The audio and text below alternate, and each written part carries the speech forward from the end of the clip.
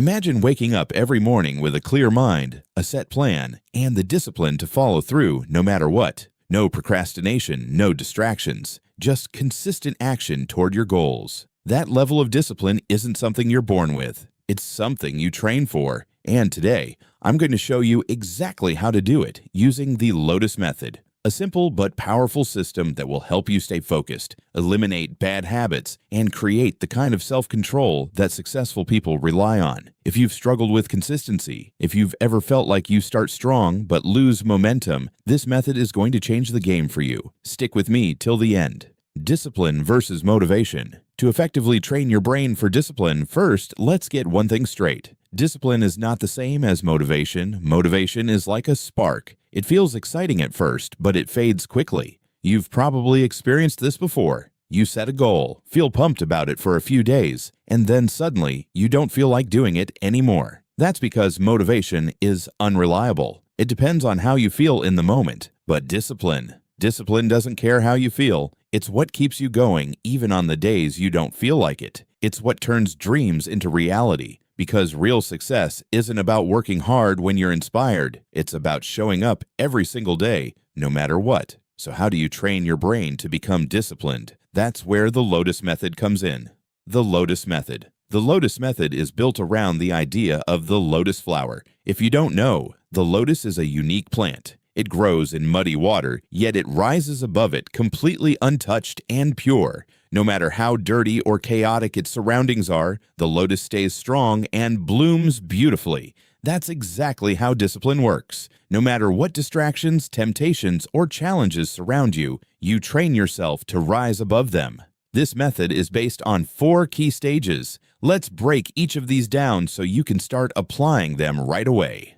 Stage 1. Root. Building your mental foundation. Just like a lotus needs strong roots to grow, you need a solid mental foundation if you want to build discipline. This starts with clarity. Ask yourself, why do you even want to be more disciplined? If your reason isn't strong, your discipline won't be either. You need a purpose that keeps you grounded, even when things get tough. Next, take control of your environment. You might think discipline is all about willpower, but the truth is your surroundings play a huge role. If you keep your phone next to you while studying, you will get distracted. If junk food is always in your kitchen, you will eat it.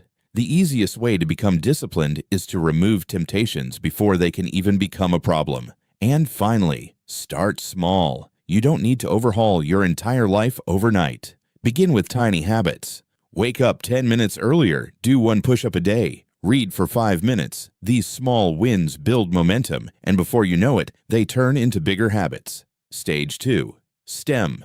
Strengthening your self-control. A lotus grows tall even in muddy water. That's how your self-control should work. No matter what's happening around you, you should be able to stay in control of your actions. One of the best tricks to train your self-control is something called the 5-second rule. Anytime you feel yourself hesitating, whether it's getting out of bed, starting a workout, or focusing on work, count down from 5. 5, 4, 3, 2, 1, go. This small countdown forces your brain to stop overthinking and take action. Another way to build discipline is by practicing delayed gratification. This simply means choosing long-term rewards over short-term pleasure. If you always give in to cravings or distractions the moment they appear, you're training your brain to seek instant gratification. Instead, practice waiting. Delay checking your phone. Delay eating that snack. The more you train your brain to wait, the stronger your discipline becomes. Stage 3. Bloom. Mastering deep focus. Now that you have control, it's time to maximize your focus.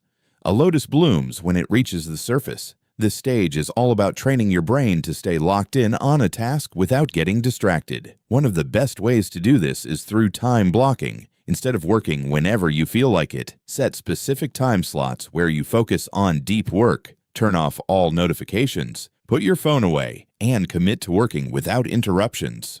Stage 4. Thrive. Sustaining long-term discipline. A lotus doesn't just bloom, it keeps thriving. The final step of the Lotus Method is making discipline a permanent part of your life. The best way to do this is by tracking your progress. Keep a small notebook or use an app to write down how disciplined you were each day. Even if you miss a day, don't let it turn into two.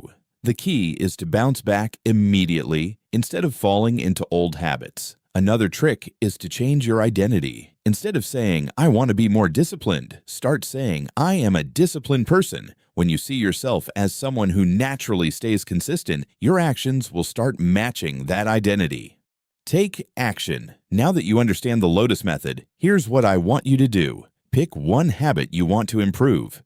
Maybe it's waking up early, reading more, or working out consistently. Apply the root, stem, bloom, and thrive approach for the next 7 days. Track your progress and see how much stronger your discipline becomes. If you found this helpful, make sure to like, subscribe, and comment below with the habit you're working on. I'd love to hear how it goes for you.